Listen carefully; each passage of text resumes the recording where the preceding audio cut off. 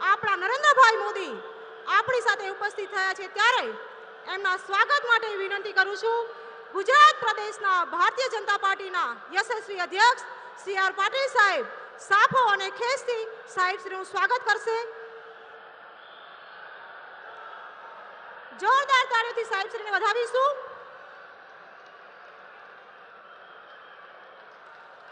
ભારત માતા કી, ભારત માતા કી. ત્યારબાદ હું વિનંતી કરીશ બનાસકાંઠાના લોકપ્રિય ઉમેદવાર ડોક્ટર રેખાબેન ચૌધરી અનુસૂચિત સમાજની મહિલાઓ દ્વારા તૈયાર કરેલ શાલ દ્વારા સાહેબશ્રીનું સ્વાગત કરશે. ભારત માતા કી. ત્યારબાદ હું વિનંતી કરીશ પાટણ લોકસભાના ઉમેદવાર ભાઈ શ્રી ભરતસિંહભાઈ ડાભી કે જેઓ ભગવાનની મૂર્તિ અને પાટણના પ્રખ્યાત પટોળાથી સાહેબશ્રીનું સ્વાગત કરશે. ભારત માતા કી. આ પ્રસંગે હું વિનંતી કરીશ બનાસકાંઠા અને પાટણ જિલ્લાના સંગઠનના પદાધિકારીઓ ભગવાન રામની મૂર્તિથી સાહેબશ્રીનું સ્વાગત કરશે. ડોક્ટર રજનીભાઈ પટેલ, પ્રદેશ મહામંત્રી શ્રી કીર્તિસિંહભાઈ વાઘેલા, પ્રમુખ શ્રી બનાસકાંઠા, ડોક્ટર દશરથજી ઠાકોર, પાટણ જિલ્લા ભાજપ, જયંતિભાઈ કવાડિયા, પ્રભારી શ્રી બનાસકાંઠા, કનુભાઈ વ્યાસ, મહામંત્રી, સંજયભાઈ બ્રહ્મભટ્ટ, શ્રેયસભાઈ પ્રજાપતિ, બનાસકાંઠાના મહામંત્રી, પાટણના મહામંત્રી ભાવેશભાઈ પટેલ, રમેશભાઈ સિંધાવ, સુરજગીરી ગોસ્વામી અને મનીષભાઈ પટેલ સાહેબનું જોરદાર સ્વાગત કરશે. આ સમયે વિનંતી કરીશ આપણા બનાસકાંઠા અને પાટણના સાંસદશ્રી અને ધારાસભ્યશ્રી સાહેબનું સ્વાગત કરશે. ગુજરાતના સ્થાપના દિન નિમિત્તે ગુજરાતની પ્રતિકૃતિથી બળવંતસિંહ રાજપૂત, માનનીય કેબિનેટ મંત્રી શ્રી ગુજરાત રાજ્ય શ્રી કેસાજી ચૌહાણ, ધારાસભ્ય શ્રી દિયોદર, મહિલા સશક્તિકરણનું ઉત્તમ ઉદાહરણ એવી આત્મનિર્ભર પશુપાલક બહેનો સાહેબશ્રીને મિલેટ્સ દ્વારા સ્વાગત કરશે. બેન શ્રી વર્ષાબેન ઠાકોર, જોશનાબેન ડેરિયા, મંજુલાબેન પુરોહિત, શારદાબેન કોદારવી, નીતાબેન લોહ, સોનુબેન ગોહિલ, મફીબેન પટેલ, રૂખીબેન દેસાઈ, પંખાબેન ગેહલોત, નીલાબેન રાજપૂતને વિનંતી કરીશ સાહેબશ્રીનું મિલેટ્સ દ્વારા સ્વાગત કરશે. પશુપાલક બહેનો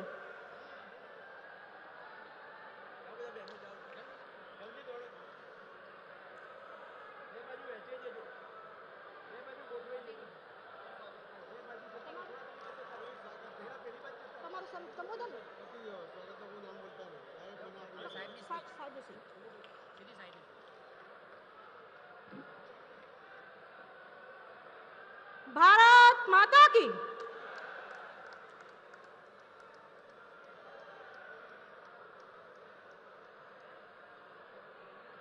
આભાર. આજની સભા સંબોધન માટે હું વિનંતી કરીશ ગુજરાત પ્રદેશ ભારતીય જનતા પાર્ટીના પેજ કમિટીના પ્રણેત એવા યશસ્વી અધ્યક્ષ સી આર પાટીલ સાહેબને વિનંતી કરીશ કે સભા સંબોધન કરશે. પાટીલ સાહેબ.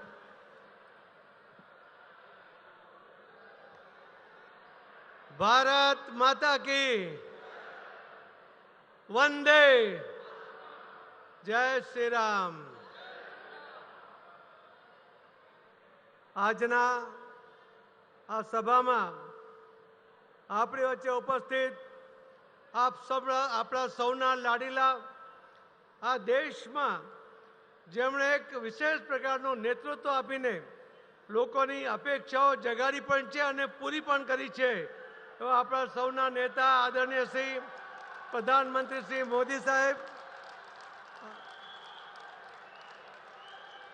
બનાસકાંઠા અને પાટણના ઉમેદવારો શ્રીમતી રેખાબેન ચૌધરી અને શ્રી ભરતભાઈ ડાભી, આદરણીય ડાયસ અને ખૂબ વિશાળ સંખ્યામાં અહીંયા પધારેલા સૌ ભાઈઓ અને બહેનો, આપ સૌને વંદન કરું છું.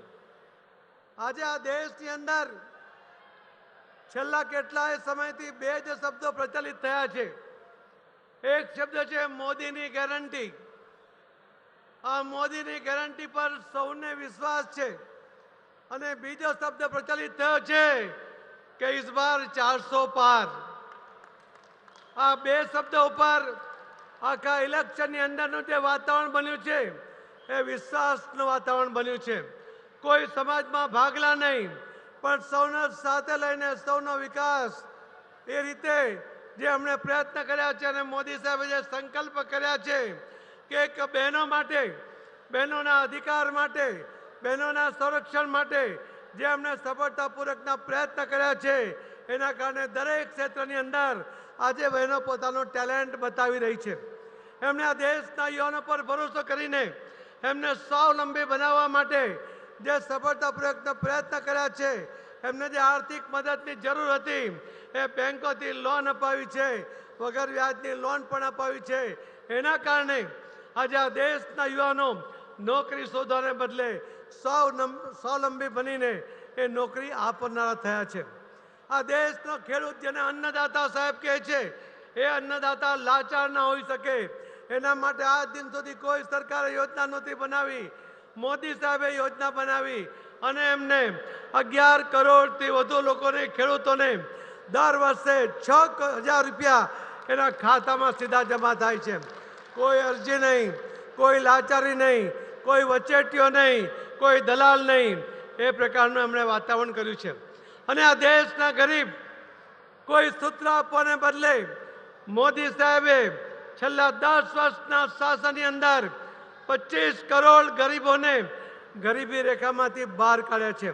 આ રીતે એમણે જે વહીવટ કર્યો છે, જે રીતે એમણે દરેક ક્ષેત્રના લોકોને અને દરેક સેક્ટરના લોકોને જોડવાનો સફળ પ્રયત્ન કર્યો છે, દરેકને જેને યોજનાના લાભની જરૂર છે એ તમામને આવરી લઈને એમણે જે વ્યવસ્થા કરી છે, જે વહીવટ કર્યો છે, એના કારણે આખો દેશ અને દુનિયા ચકિત તો છે જ, પણ એમના પરનો ભરોસો વધ્યો છે. અને એના જ કારણે આ 400 પારનો જે સંકલ્પ આપણને મળ્યો છે એને પૂરો કરવા માટે આજે આપની પાસે 2 સીટો છે, એક રેખાબેન ચૌધરીની અને એક ભરતભાઈ ડાભીની. આ 400 પારની 2 સીટો એ તમારે જંગી બહુમતીથી જીતાડવાની છે. એ જ વિનંતી સાથે હું મારી વાતને વિરામ આપું છું. જય જય ગરી ગુજરાત, ભારત માતા કી.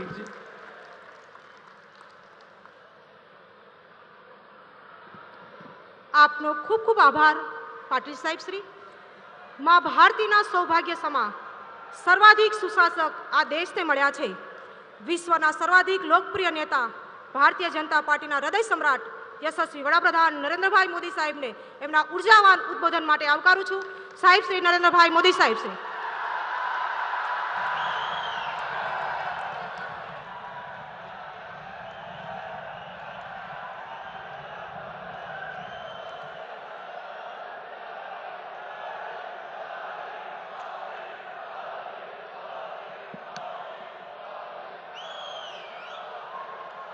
भारत माता की, भारत माता की, भारत माता की. मां अंबाना ચરણોમાં આવીને ગુજરાતની આ પહેલી ચૂંટણી સભા સંબોધન કરવાનો મને સૌભાગ્ય મળ્યું છે. હવે મૂકો ભાઈ, બહુ થઈ ગયું.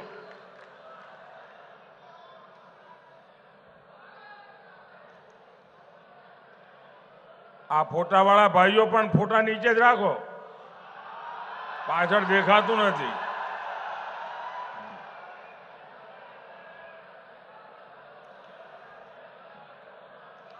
દીકરીને કહો ભાઈ ફોટો નીચે લઈને બેસે શાંતિથી.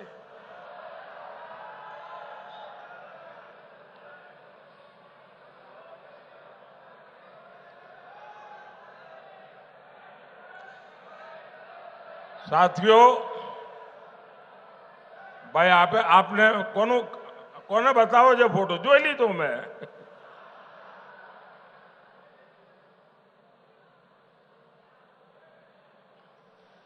સાથીઓ, ગુજરાતની ધરતીએ મને જે સંસ્કાર આપ્યા, જે શિક્ષણ આપ્યું અને ખૂબ લાંબા સમય સુધી મને મુખ્યમંત્રી રાખીને આપે જે મને અનુભવ કરવાની તક આપી, એ બધું આજે મને દિલ્હીમાં લેખે લાગે છે.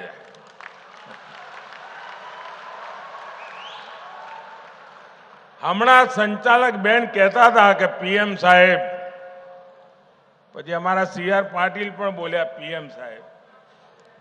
આ પીએમ બીએમ તો બધા દિલ્હીમાં હોય, તો આપણા નરેન્દ્રભાઈ આવ્યા છીએ.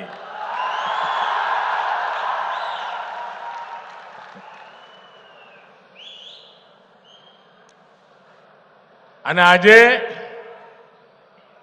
આપની વચ્ચે આવ્યો ચૂંટણીની શરૂઆતની પહેલી સભા આજે આ કર્મઠ માતાઓ બહેનોના ક્ષેત્રમાં થઈ રહી છે. અને શરૂઆત એક બેન ઉમેદવાર માટે આશીર્વાદ માંગવાથી થઈ રહી છે. એ મારા માટે ગર્વની વાત છે. ઘણું બધું મારે કહેવાનું છે, પણ શરૂઆતમાં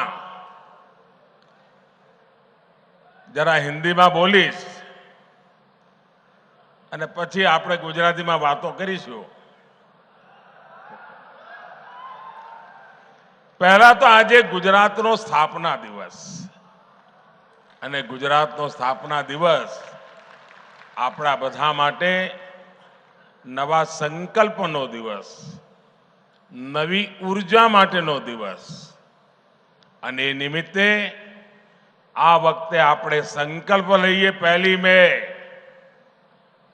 કે વિકસિત ભારત બનાવવા માટે વિકસિત ગુજરાત બનાવવામાં અમે કોઈ કમી નહીં રહેવા દઈએ.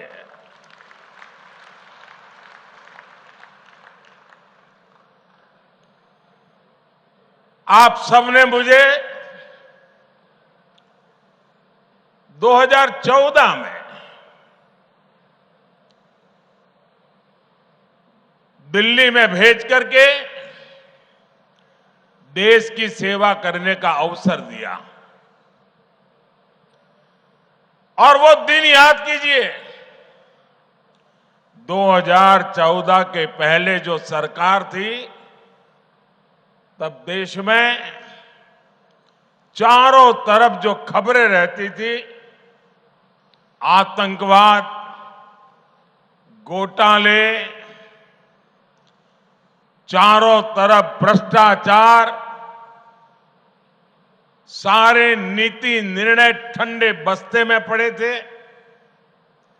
देश निराशा की गर्त में डूब गया था.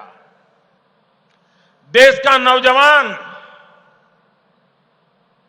ये सोच रहा था कि मेरा भविष्य का क्या होगा. और ऐसे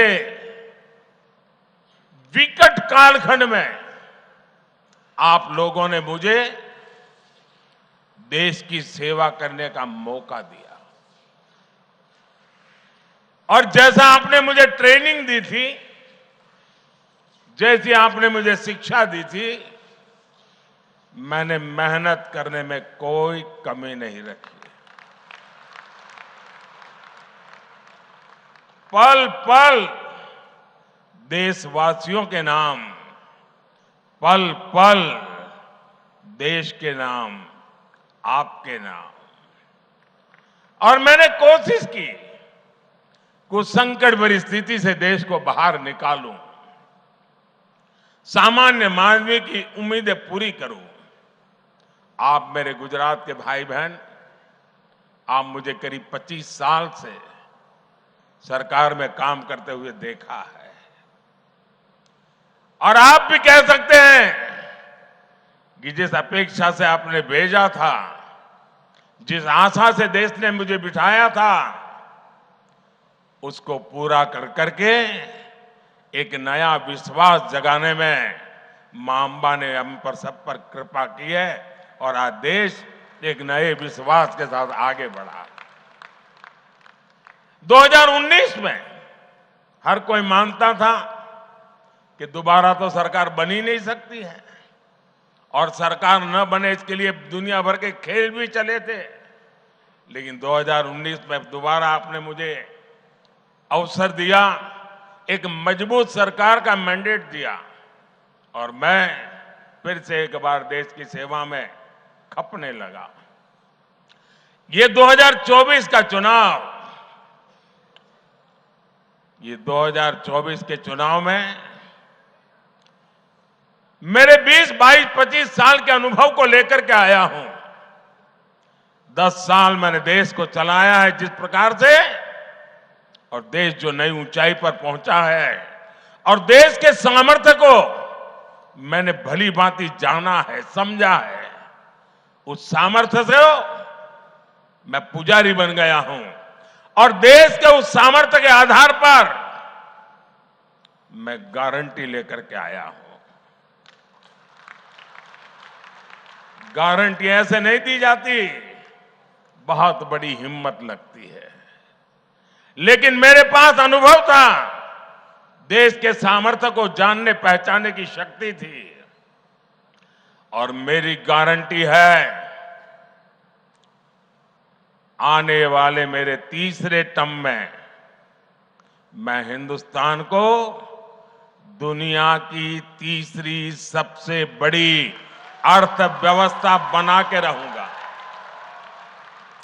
और जब देश तीसरी सबसे बड़ी अर्थव्यवस्था बनेगा, तब उसकी समृद्धि, उसका सामर्थ्य, उसका लाभ वर्तमान पीढ़ी को भी मिलेगा और आपकी आने वाली पीढ़ी को भी मिलेगा। और ये काम की गारंटी लेके मोदी आया है। तीसरी बार सरकार जब बनेगी, 4 जून को नतीजे आएंगे। 100 दिन में क्या करना, वो प्लान मैंने अभी से तैयार करके रखा है। आप गुजरात वाले जानते हैं, मैं जब भी यहां चुनाव में जाता था तो चुनाव के बाद क्या करूंगा तय करने में लग जाता था। और पहले 100 दिन में भाजपा सरकार क्या काम कर सकती है वो हमने दिखाया था। नर्मदा गेट से लेकर के सारे फैसले मैंने कर लिए थे, आपको याद होगा। ऐसे ही तीसरे कार्यकाल में गरीब कल्याण, किसान कल्याण और उनके लिए विकास के लिए नए निर्णय, नई गति, नया संकल्प लेकर के हम आने वाले हैं। और इसलिए आपको इस बार पहले से ही कहीं अधिक एकजुट होकर हर बूथ पर कमल खिलाना है। और मेरी गुजरात बीजेपी वालों से और गुजरात के मेरे भाई बहन से सिर्फ सबकी सब लोकसभा की सीटें जीत करके मैं संतुष्ट होने वालों में से नहीं हूं। इतना तो मेरा हक बनता है ना। आटलो तो मारो हक बने कि ना बने। અને એટલે ખાલી બધી સીટો જીતવી જેવું નહીં, આપણે તો બધા પોલિંગ બૂથ જીતવા છે। और इस पोलिंग बूथ जीतने की सफलता ही बनासकांठा से बहन रेखाबेन चौधरी और पाटन से भाई भरत सिंह डाभी वो विजयी होकर के दिल्ली आएंगे, आपके आशीर्वाद से आएंगे। और आप जब उनको एक वोट देंगे तो वोट उनको जाएगा इतना नहीं है, वो वोट सीधा सीधा मोदी को जाएगा। और जब वो वोट मोदी को जाएगा मतलब गारंटी पक्की हो जाएगी। भाइयों बहनों, मैं आज गुजरात के लोगों को सैल्यूट करूंगा। उन्होंने अपनी सूझबूझ से यहां कभी भी अस्थिर सरकार नहीं आने दी। आप किसी शॉर्ट टर्म प्रलोभन में नहीं पड़े। देश के कई राज्यों में राजनीतिक अस्थिरता ने उनका बहुत नुकसान किया है। राजनीतिक अस्थिरता ने उद्योगों को नहीं पनपने दिया। राजनीतिक अस्थिरता ने इन राज्यों को बड़े विजन के साथ काम नहीं करने दिया। आपने गुजरात को इन सब से बचा कर रखा है। इसलिए आपने एक बार कांग्रेस को गुजरात से हटाया तो फिर उसको पैर नहीं रखने दिया। साथियों, आज भी कांग्रेस के पास न मुद्दे हैं और न ही कोई विजन है और न ही उनके पास कोई काम करने का जज्बा है।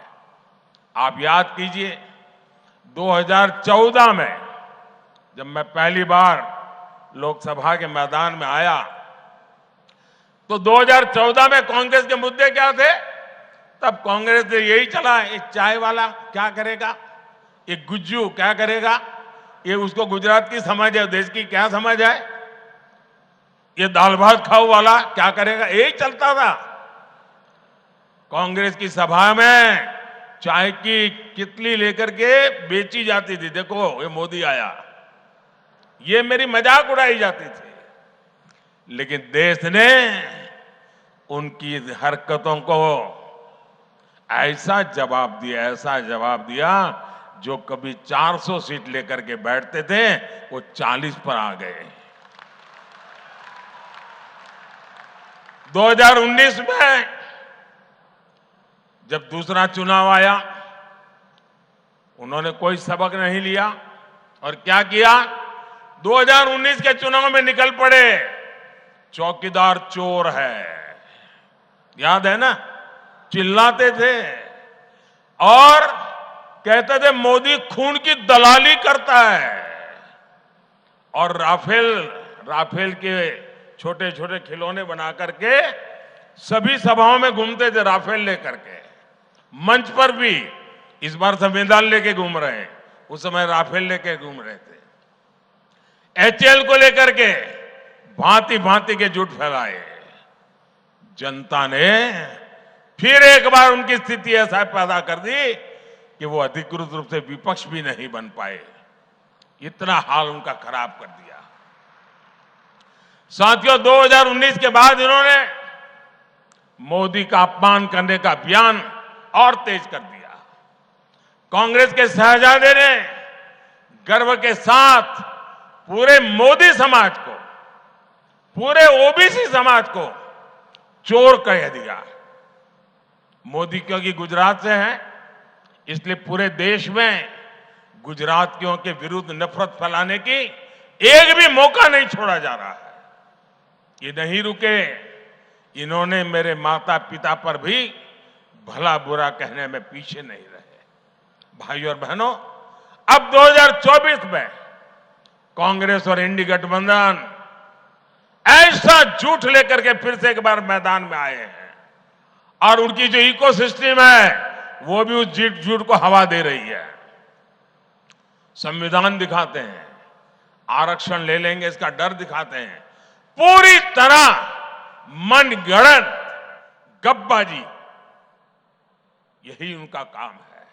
कभी कहते हैं मोदी को कोई परिवार नहीं है, तो क्या परिवार वालों को भ्रष्टाचार करने का लाइसेंस मिल गया है क्या? कभी कहते हैं मोदी को जेल में डाल देंगे, कभी कहते हैं मोदी का सर फोड़ देंगे। ऐसी ऐसी बातें लेकर के वो चुनाव के मैदान में उतरे हैं। और देखिएगा इस बार भी ये पहले से कम सीटों में सिमट जाएंगे। साथियों, अभी चुनाव के 2 चरण पूरे हुए हैं। पहले चरण में इंडी गठबंधन पस्त पड़ा और दूसरे में ध्वस्त हो गया। यहां पड़ोस में राजस्थान का चुनाव पूरा हो गया है। राजस्थान में उनको एक सीट मिलने की संभावना नहीं बची, एक नहीं, ये हाल है इनकी। और इसलिए इंडी गठबंधन बौखलाहट में कुछ भी कर रहा है। ये लोग मोहब्बत की दुकान चलाने के लिए निकले थे, अब मोहब्बत की दुकान में फेक वीडियो का बाजार खोल दिया है। अब चुनाव में उनकी बातें नहीं चलती हैं तो फर्जी वीडियो बना करके फैला रहे हैं। आप कल्पना कीजिए, जिस पार्टी ने 60 साल तक देश पर राज किया, इतने सारे इनके प्रधानमंत्री रहे, मंत्री रहे, जनता के पास जाने के लिए उनकी जुबान पर सत्य नाम का शब्द नहीं है और उनकी मोहब्बत की दुकान में फेक फैक्ट्री रूप में अब काम करने लगी है। जिसे ये मोहब्बत की दुकान कहते थे वो दरअसल फेक फैक्ट्री है। कांग्रेस के वीडियो फेक, कांग्रेस की बातें फेक, कांग्रेस के वादे फेक, कांग्रेस के नारे फेक, कांग्रेस की नीयत फेक। और लड़ना है, मोदी है, चाय वाला है, मामूली है, गरीब का बेटा है। अरे आओ ना यार, दो दो हाथ कर लो, हो जाए मुकाबला। ये दाल भात खाने वाला क्या करता है दिखा देगा। अरे हिम्मत है तो सामने से वार करो, ये फेक वीडियो का गेम बंद करो। कुछ पल लोगों को आप गुमराह कर पाओगे, लेकिन इसकी बहुत बड़ी सजा भी ये देश आपको देगा।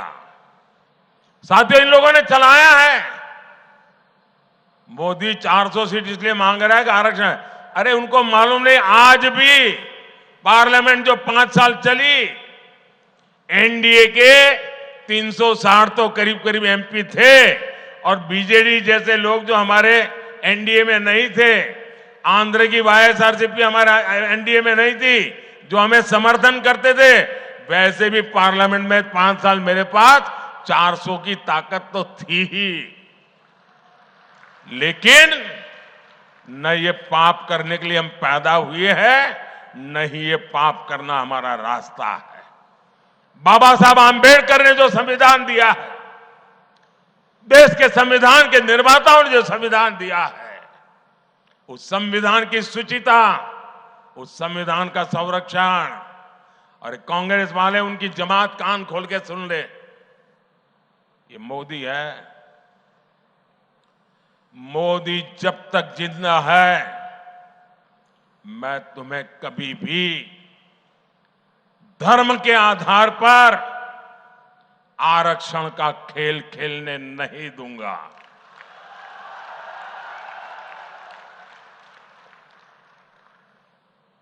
एससी, एसटी, ओबीसी और सामान्य वर्ग के गरीब, उनको जो आरक्षण मिला है, संविधान के तहत मिला है, बाबा साहब आंबेडकर के आशीर्वाद से मिला है, उसमें रत्ती भर भी कोई लूट नहीं सकता है। तुम्हारा जो इरादा है, वो इरादा है कि दलित समाज, आदिवासी समाज, पिछड़े समाज के लोग, सामान्य वर्ग के गरीब लोग, जिनको आरक्षण मिला है, उस आरक्षण में से लूट चलाकर धर्म के आधार पर तुम मुसलमानों को आरक्षण देना चाहते हो। मैं आज कांग्रेस के शाहजादे को, कांग्रेस पार्टी को और कांग्रेस के सारे गाजे बाजे बजाने वाली जमात को चुनौती देता हूं। मैं उनको चुनौती देता हूं, अगर उनमें हिम्मत है तो घोषणा करें कि वे कभी भी धर्म के आधार पर न आरक्षण का दुरुपयोग करेंगे, न संविधान में खिलवाड़ करेंगे, न ही धर्म के आधार पर किसी को आरक्षण देंगे। घोषणा करो, हिम्मत हो तो। नहीं करेंगे, क्योंकि दाल में कुछ काला है। मैं डंके की चोट पर कहता हूं उनको, और मैं दुनिया और देश के सामने रिकॉर्ड पे कह रहा हूं, भारतीय जनता पार्टी को जब तक बीजेपी है, जब तक मोदी है, बाबा साहब आंबेडकर ने, भारत के संविधान ने एससी, एसटी, ओबीसी और सामान्य वर्ग के लोगों को जो आरक्षण दिया है, उसकी पूरी रक्षा की जाएगी। उस पर कोई कभी चोट नहीं आने दी जाएगी। और जो लोग धर्म के आरक्षण नाम पर देना चाहते हैं, वो घोषित करें क्योंकि उन्होंने आंध्र में प्रयोग कर चुके हैं, वे कर्नाटका में प्रयोग कर रहे हैं। वोट बैंक के लिए दलितों का आरक्षण छीनना चाहते हैं, वोट बैंक के लिए आदिवासियों का आरक्षण छीनना चाहते हैं, वोट बैंक के लिए ओबीसी का आरक्षण छीनना चाहते हैं। कर्नाटका में उन्होंने क्या किया? रातों रात सभी ओबीसी समाज को उन्होंने, मुसलमानों को ओबीसी घोषित कर दिया और ओबीसी को जो आरक्षण मिलता था रातों रात डाका डाल करके उसका एक हिस्सा लूट गए। क्या ये देश में चलेगा? क्या चलेगा? क्या ये चलने दूं क्या मैं? और इसीलिए आज झूठ फैलाने में लगे हैं, गुमराह करने में लगे हैं। और इंडी गठबंधन को मेरी ये चुनौती है कि घोषित करे कि वो गारंटी दे देश को, लिखित में दे, क्योंकि उन पे भरोसा नहीं कर सकते, कि वो धर्म के आधार पर आरक्षण नहीं देंगे। घोषित करें। दूसरी घोषणा करें, एससी, एसटी, ओबीसी और सामान्य वर्ग के आरक्षण को कभी भी हाथ नहीं लगाएंगे। करे घोषणा? नहीं करेंगे। मैं जानता हूं ये कभी भी ऐसा लिखकर नहीं दे पाएंगे। और देखना आप, मीडिया का उनकी जो जमात है ना, जो उनके गाजे बाजे बजाते हैं, वो मेरी इस चैलेंज को ही दबा देंगे, क्योंकि उनकी रक्षा में लगे हैं। પણ ભાઈઓ, તમે ગુજરાતીઓએ મને મોટો કર્યો છે, તમે ચિંતા કરો. હા, એમનો ખેલ પૂરો જ આ વખતે. સાથીઓ, આ ચૂંટણીમાં મારે એવા સાથીઓ જોડે વાત કરવી છે, ખાસ કરીને જેમની ઉંમર 35, 40, 45 હવે, જે લોકો પહેલી વાર 18 વર્ષના થયા છે, મત મળ્યા હશે, એમને પહેલાની દેશની શું દશા હતી એની ખબર જ નહીં હોય. કારણ કે જેને હવે પહેલો વોટ મળ્યો હશે, એ હું જ્યારે પ્રધાનમંત્રી બન્યો એના પહેલા તો એ બિચારો 8 વર્ષનો હોય, 10 વર્ષનો હોય, 12 વર્ષનો હોય. એને એ વખતે શું દશા હતી દેશની ખબર જ નહીં હોય. એકવાર જરા આજકાલની પેઢી તો ગૂગલ વાળી છે ને, જરા ગૂગલ પર જઈને જૂના છાપા શોધજો. હેડલાઇન ચોરી, લૂંટ આ જ આવતી હતી. અને આજે શું સમાચાર આવે છે? આટલા પકડ્યા, આટલા કરોડ કબજે કર્યા, આટલા જેલમાં નાખ્યા. અને એનો જ ફફડાટ છે આ.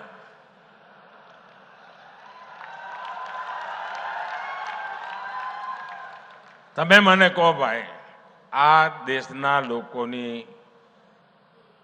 કાળી મજૂરી કરીને જે ટેક્સ આપ્યો હોય એને હું લૂંટવા દઉં? લૂંટવા દેવાય? અને આ લૂંટારાઓને ઠીક કરવા જોઈએ કે ના કરવા જોઈએ? હવે હું એક કામ કરું છું, મારા વાળ ખેંચે છે.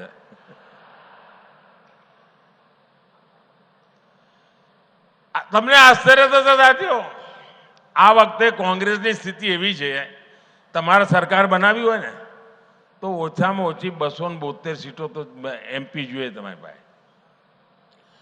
અમારી સિવાય, ભાજપ સિવાય આ દેશમાં એક પણ પોલિટિકલ પાર્ટી, કોંગ્રેસ પણ 272 લડાવતા જ નથી. બોલો, એટલે તમે 272 લડાવતા નથી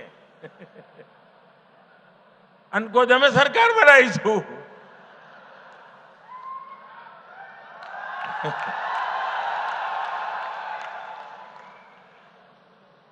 આજે તો એમની સ્થિતિ એવી છે કે આ એમનો જે શાહી પરિવાર છે ને, દિલ્હીમાં રહે છે, એમની દશા એવી છે કે પોતે આ વખતે કોંગ્રેસને વોટ નહીં આપી શકે. બોલો, આ મોદી સાહેબની કમાલ જ છે ને. શાહી પરિવાર કોંગ્રેસને વોટ જ નહીં આપી શકે. આ વખતે ત્યાં કોંગ્રેસનો ઉમેદવાર જ નથી. અહીંયા આપણા ત્યાં ગુજરાતના મોટા નેતા હતા અહેમદભાઈ. અહેમદભાઈ તો હવે રહ્યા નહીં. અહેમદભાઈનું પરિવાર ભરૂચમાં રહે છે. એમની દશા એવી કોંગ્રેસને મત નહીં આપે. અહેમદભાઈનું પરિવાર કોંગ્રેસને વોટ નહીં આપી શકે. કોંગ્રેસના એક મોટા નેતા બનતા સુધી ભાવનગરમાં જ રહેતા હશે, મત એમનો ભાવનગરમાં જ હશે. એ ભાવનગરમાં કોંગ્રેસને વોટ નહીં આપી શકે. આ કોંગ્રેસની દશા છે. તમે વિચાર કરો. અને આ કોંગ્રેસને સંપૂર્ણપણે જ્યારે એમનો ચૂંટણી ઢંઢેરો આવ્યો ને ત્યારે મેં કહ્યું હતું આ મુસ્લિમ લીગની છાપ છે આમાં. અને એક પછી એક પાના ખોલવા માંડ્યા છે. હવે એમણે માઓવાદી ઘોષણાઓ કરવા માંડી છે, નક્સલવાદી. એમણે કહ્યું છે હવે એમણે પાર્ટી તો બરબાદ કરી, હવે હું તો મર્યો તને મારું એ મૂડમાં દેશને બરબાદ કરવા નીકળ્યા છે. એમણે પાર્ટી તો તબાહ કરી દીધી, દેશને બરબાદ કરવા નીકળ્યા છે. અને એમણે એક નવો એમણે કહ્યું છે અમે એક્સરે કરીશું આખા દેશનો. કહ્યું છે ને આખા દેશનો એક્સરે કરીશું. એટલે તમારા લોકરમાં શું પડ્યું છે એક્સરે, તમારા ઘરમાં શું પડ્યું છે એક્સરે, તમારું બેંકમાં શું પડ્યું છે એક્સરે, તમારા ત્યાં કંઈ દાગીનો બાજરાના કે જવારના ડબ્બામાં રાખી મૂક્યો હોય એક્સરે, પછી લૂંટી લેવાનું. આ એમણે મેનિફેસ્ટોમાં કહ્યું છે જે બધું છે પછી જેની પાસે નથી એને વેચી દેવાનું. તમે આ ગરીબી વેચવા નીકળ્યા છો ભાઈ. આ દેશને તમે તબાહ કરવા નીકળ્યા છો. શું માંડ્યું છે તમે? તમે વિચાર કરો. એમણે બીજી એક વાત કરી. એમના એક ખેરખા બેઠા છે વિદેશમાં, એમણે ત્યાંથી સંદેશો આપ્યો જાહેરમાં કહ્યું આપણે ત્યાં દરેક મા બાપ એની ઈચ્છા હોય ને કે ભાઈ મૃત્યુ પછી સંતાનોને કંઈ ને કંઈ આપીને જવું. દરેક મા બાપની ઈચ્છા હોય કે ના હોય? કોઈ મા બાપ એવું હોય કે હું તો દેવું કરીને જઈશ છોકરા ભરશે, એવો કોઈ મા બાપ હોય ભાઈ? એકે મા બાપ એવા હોય? બધા મા બાપ કંઈ ને કંઈ બચત કરે કે ના કરે? છોકરાઓ માટે આપીને જવાનો વિચાર કરે કે ના કરે?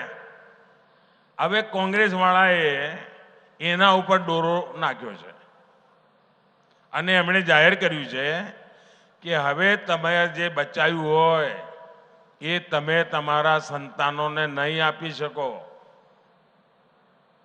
એમાંથી અડધા કરતા વધારે કોંગ્રેસની સરકાર બનશે તો તમારી પાસેથી ટેક્સ રૂપે લઈ લેશે. 55% ટેક્સ નાખશે. એટલે માનો કે તમારી પાસે 10 એકરનું ખેતર છે અને તમે છોકરાને સંતાનોને 10 એકર આપીને જવા માંગો છો તો તમારા 5 એકર સરકારમાં ગયા ને 5 એકર રહ્યા. આ કાયદો લાવવાના છે. તમારી પાસે 2 ભેંસ હોય તો 1 ભેંસ કોંગ્રેસ વાળા કહે છે સરકારમાં આપી દો, 1 તમારા છોકરાને આપવાની. કેમ? તો અમારે 1 ભેંસ અમારી વોટ બેંકમાં આપવાની છે. આ કાયદેસર લાવવા મેનિફેસ્ટોમાં લખ્યું છે. બોલો આ હિંમત એમની. હવે આ દેશના નાગરિકને આપણે સમજાવવું જોઈએ કે ના સમજાવવું જોઈએ ભાઈ? અમે તો તમારી તાકાત વધારવાનું કામ કરી રહ્યા છે. એ તમે ભેગી કરેલી તાકાતને લૂંટવાનું કામ કરવાનું વિચારી રહ્યા છે ભાઈઓ. અને એટલા માટે મારી આપ સૌને વિનંતી છે કે આ કોંગ્રેસથી ચેતતા રહેજો. આ લોકોએ જે એમના બધા પાપો શરૂ કર્યા છે, જે ફર્સ્ટ ટાઈમ વોટર છે એમને ખબર નહીં હોય. ગુજરાતમાં એક જમાનો હોય તો 30-35 ના એમને ખબર નહીં હોય. સાંજે વાળું કરતી વખતે વીજળી નહોતી આવતી ભાઈ. આપણા બનાસકાંઠામાં પાણી ન મળે. પાણી મહેમાન ગતિએ જઈએ ને તો રાત રોકાવતા ને ચિંતા થાય સવારે નાહવા માટે ડોલ પાણી લાવીશું ક્યાંથી. એવા દિવસો હતા. આજે આપણે ત્યાં અનારની ખેતી થવા માંડી અને આલુની ખેતી, બટાકાની ખેતીમાં તો ક્યાંય પહોંચી ગયા. આ કોંગ્રેસ વાળાએ કોકને કયું લાગે છે અમને કે અહીંયા આલુની ખેતી થાય છે, સોનું બનાવવા આવી જશે.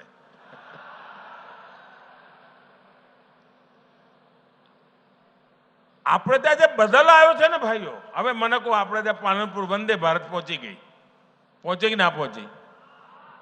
જે રીતે આપણે વિકાસના કામો કરી રહ્યા છીએ, સુજલામ સુફલામ યોજના બનાવી, પાણી પહોંચાડ્યું, 4 કરોડ લોકોના જીવનમાં બદલાવ આવ્યો કે નહીં આવ્યો? નળથી જળ, નહીં તો આપણે ત્યાં અહીંયા ઉત્તર ગુજરાતમાં તો માથે બેડલા લઈને 3-3, 4-4 કિલોમીટર જવું પડતું. આપણી માતાઓ બહેનોનો અડધો દાડો પાણીમાં જ જતો. આ બધામાંથી આપણે બહાર લાયા, એના માટે કાળી મજૂરી કરી જ ભાઈ. એટલે જે જૂની પેઢીના લોકો જેની બધી ખબર છે, પણ આ જે 40 થી નીચેના જે છે ને, એ બધાના જૂની ખબરો નથી ભાઈ. એટલે યાદ કરાવવું પડે કે આપણે એવા દિવસો નથી લાવવાના. વાર તહેવારે આપણે ત્યાં ઉલ્લડ થતા હતા ભાઈ. આપણે ત્યાં છોકરું જન્મે ને તો કાકાનું નામ ના આવડે, મામાનું નામ ના આવડે, પણ કરફ્યુ બોલતા આવડે. કરફ્યુ જ જોયો હોય એને. 1 વર્ષનું થાય ત્યાં સુધી તેને 3 કરફ્યુ જોયા હોય. એવા દિવસો હતા. આજે કરફ્યુનું નામો નિશાન નથી અને સુખ ચેનથી બધા સાથે મળીને જીવે છે. એ આપણું ગુજરાત છે. ભાઈઓ બહેનો, શિક્ષણમાં મને યાદ છે, હું જ્યારે કન્યા કેળવણી માટે કામ 2002માં જ્યારે નવો મુખ્યમંત્રી બન્યો હતો, કન્યા કેળવણી ચિત્ર બનાસકાંઠાનું નામ સૌથી નીચે આવે. આજે એમાંથી મોટી ક્રાંતિ થઈ અને આધુનિક શિક્ષણની દિશામાં મારું બનાસકાંઠા આગળ વધવા માંડ્યું ભાઈઓ. બાળકો નિશાન નહોતા જતા, આજે જવા માંડ્યા. એટલા જ મને ઉચ્ચ શિક્ષણ તરફ જવા માંડ્યા. કહેવાનો મારો તાત્પર્ય એ છે ભાઈ કે ગુજરાતે વિકાસ જે કર્યો છે એની પાછળ એક વિઝન રહ્યું છે, એક લાંબા ગાળાની મહેનત રહી છે અને એના પરિણામે આજે આપણું ગુજરાત આગળ વધ્યું છે. મારી સૌ મતદાતાઓને વિનંતી છે, સૌ મારા વાલા નાગરિક ભાઈઓ બહેનોને વિનંતી છે, આપણે તો બનાસકાંઠાના લોકો ધૂળની ડમરીઓમાં મોટા થયા જ બે. આપણે તો ગરમીને ઓગાળી દીધી એવા લોકો છીએ. ગમે તેટલી ગરમી હોય, મતદાન વધવું જોઈએ. વધુમાં વધુ મતદાન થાય અને જૂના બધા રેકોર્ડ તૂટવા જોઈએ. તોડશો? તોડશો તો ભારતીય જનતા પાર્ટીને ભવ્ય વિજય અપાવજો. ગુજરાતની બધી સીટો જીતાડજો. આપણી 2 સીટો અહીંયા જે ભેગા થયા છે બધા જીતાડજો. પાક્કો? બોલો ભારત માતા કી, ભારત માતા કી, ભારત માતા કી.